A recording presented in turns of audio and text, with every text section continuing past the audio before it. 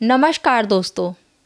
दोस्तों, ये जो नीम करोली बाबा हो गए, ठीक है, और भी बड़े बड़े संत महात्मा हैं।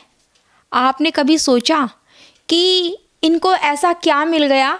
जैसे कि महात्मा बुद्ध भी हो गए, इनको ऐसा क्या मिल गया कि महात्मा बुद्ध ने अपना बड़े से बड़ा राजपाट छोड़ दिया?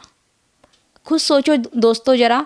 ये इतने बड़े बड़े बिजनेसमैन बैठे हैं, ठीक है, बहुत दौलत कमाए हुए, बड़े भोग विलास में विलीन हैं, लेकिन जो महात्मा बुद्ध थे वो तो एक राजा के घर में ही पैदा हुए थे, लेकिन फिर भी उन्होंने सब कुछ छोड़ दिया। कोई ना कोई बात तो है। सोचना दोस्तों, हम या आप इस दौलत के चक्कर में पड़े हुए हैं। कहीं ऐसा तो नहीं कि इसके चक्कर में पड़ के हम कुछ चीज़ गंवा रहे हैं। ध्यान से सुनना, हमें महात्मा बुद्ध से या फिर कोई भी बड़े संत महात्मा हैं उनसे ऐसी सीख लेनी चाहिए कि इन्हें ऐसा क्या मिल गया मेडिटेशन में कि इन्होंने बड़े से बड़ा राजपाट त्याग दिया। दोस्तों, राम थे, ठीक है, राम ने भी अपने जो राज्य था एक बार में एक झटके में दे दिया कैकई को, ठीक है, उन्होंने उफ तक नहीं किया। तो दोस्तों, इनके पास ऐसा क्या था? अब क्या है, हम एक छोटे जो नॉर्मल लोग होते हैं, ये क्या है, हम सिर्फ दौलत के पीछे पड़े हुए हैं। अब हमारा समय आएगा और हम चले जाएंगे, लेकिन दोस्तों क्या ये दौलत हमारे साथ जाएगी? नहीं जाएगी। दोस्तों, जो एक सिकंदर था, ठीक है, सिकंदर ने क्या काम किया था?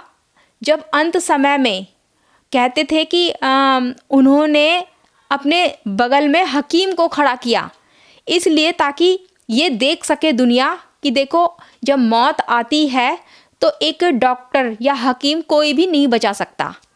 अपने सामने दौलत बिछवा दी ताकि दुनिया को ये पता चले कि देखो जब समय आता है तो दौलत भी कुछ नहीं कर सकती है। और दूसरी बात ये कि दौलत साथ नहीं जाती है। हाथ उसके ऐसे लटकवा दिए थे ताकि दुनिया को ये एहसास कराया जाए कि मेरे हाथ में कुछ नहीं जा रहा, खाली हाथ है एकदम।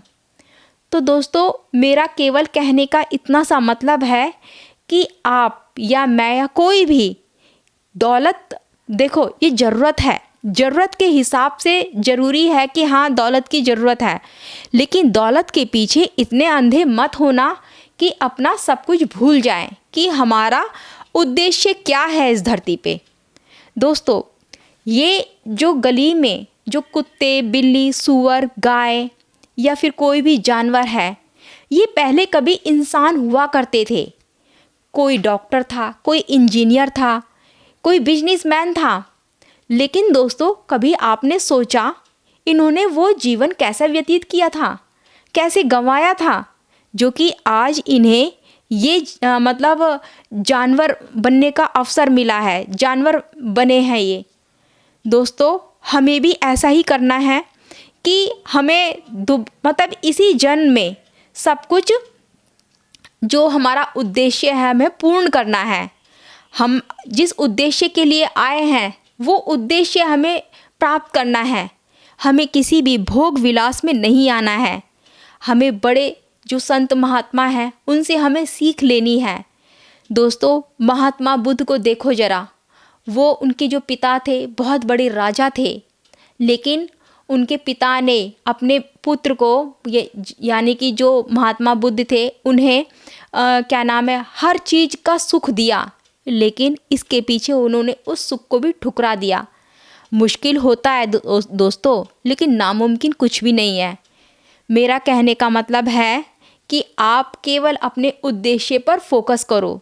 अगर आपके बच्चे हैं तो हर दिन उनको थोड़ा थोड़ा मेडिटेशन की शिक्षा भी दो, ताकि फिर तुम्हें उनसे ये ना कहना पड़े कि तुमने मेरी सेवा नहीं की, ताकि दुनिया उनसे ये ना कहे कि तुम्हें तुम्हारे माता पिता ने कुछ सिखाया नहीं। क्योंकि मेडिटेशन सबसे बड़ी चीज़ है। इंसान ने अगर मेडिटेशन करना सीख लिया तो फिर उसको किसी भी चीज़ की ज़रूरत नहीं रह जाती है, उसे सब कुछ मिल जाता है।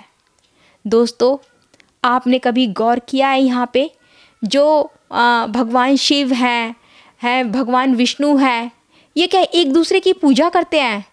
नहीं, ये एक दूसरे का सम्मान करते हैं। पूजा तो ये अपने बैठे हुए अंदर के जो स्वरूप है उसकी करते हैं। लेकिन ये जो दूसरे एक दूसरे के सामने सर झुकाते हैं वो सम्मान करते हैं, पूजा नहीं करते हैं। दोस्तों जो भगवान भोलेनाथ हैं वो भी मेडिटेशन करते हैं। भगवान विष्णु हैं वो भी लीन रहते हैं अपने आप में ही। जैसे महात्मा बुद्ध लीन रहते थे, वैसे ही भगवान विष्णु भी लीन रहते हैं।